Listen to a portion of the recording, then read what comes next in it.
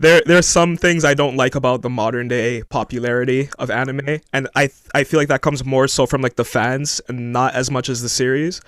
But I also do feel like there is a little bit too much anime. Like the fact that there's no filler is great, but the fact that everything gets an anime, and the fact that some animes, like you can tell, are made for the sole purpose of just generating money, that to me is like, I don't mean to be a gatekeeper, but I do feel kind of like resentment towards that.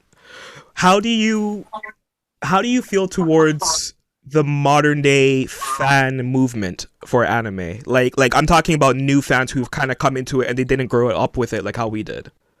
One, like, part of me is like really happy because it's like, oh wow, it's all this stuff that I got made fun of in middle school for is now cool. But part of me, especially like when I go on Reddit and see these discussions that happen, it's you lose a lot of the like the not true fandom, but like the people who look deeper. And so it's like everything is either the best or the worst.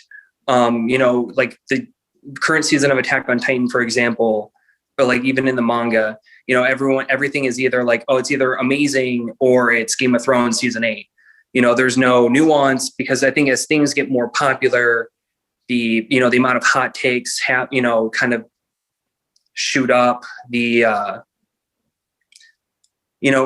People really just kind of start memeing around, and they don't actually like listen to like what the series is trying to do or try to say.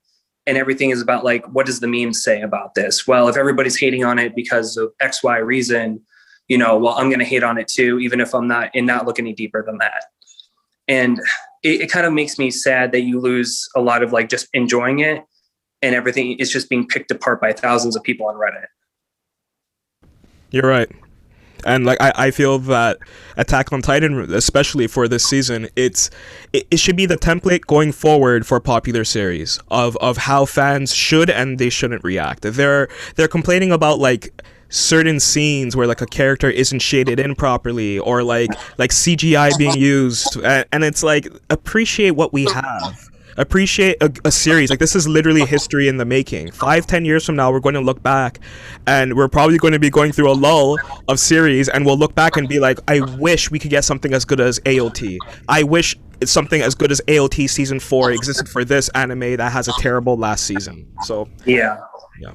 Yeah, and I definitely agree with you. And then there is too much out there now. Like, I remember, maybe it's just because all the garbage that was put out, you watched what like people translated, because there was no Crunchyrolls, there was no, Funimation. I mean, there was Funimation, but like if you wanted to watch a dub or official stuff, you had to wait like a year or two for the DVDs to come out. Where everything was like, okay, well, this fan translation with the yellow subtitles is doing it, and you're going to watch what they pick up, because or else you're just not going to watch it at all. So maybe like that stuff was all curated away from us before. But it definitely seems is that like there was less stuff, and stuff was more, people were more engaged on like one or a couple shows, instead of like, oh, well, this season we've got ReZero season 2 along with Mushka Tensei, Attack on Titan, and like 100 other shows that, you're expected to try and keep up with, which I gave up a long time ago, but it's everybody, and then everybody's complaining about everything. Yeah, exactly. The yellow subtitles thing, that really brought me back. Fans don't know how great they have it today. They don't know the lengths we had to go through to get a series. They don't know.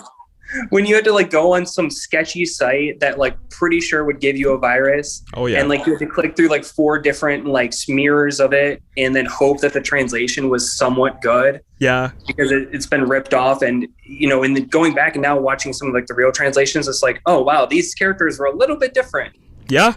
Like I want to bring this to like the JoJo manga. When I was reading the JoJo manga, the translations were so bad. There were times when like there'd be a whole page and it just wouldn't be translated. They would just like leave it blank. They would take out the Japanese and they would leave it blank.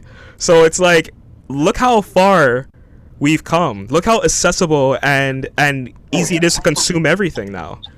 Yeah, even going back like 5 years or so. I don't know if you read like the Tokyo, or in like reading Tokyo Ghoul Weekly as it was coming out. Yeah. But the just the scan leaders or whoever was doing it, like everything was so dark. You couldn't see anything. Yeah. And then I'm like, okay, well, maybe it's just going downhill. And then when I bought the physical volumes, I'm like, oh my God, like I can actually see what's going on now, and now it's like everything's like on Viz, and you can just read it on an app with like the high quality translation, scans with like professional translators. And it's just like, this is so much better. So much better. I don't want to go back to how it was before. Despite all the drama and stuff that we have now, like I appreciate how great and the high quality it is for this art that we can now appreciate.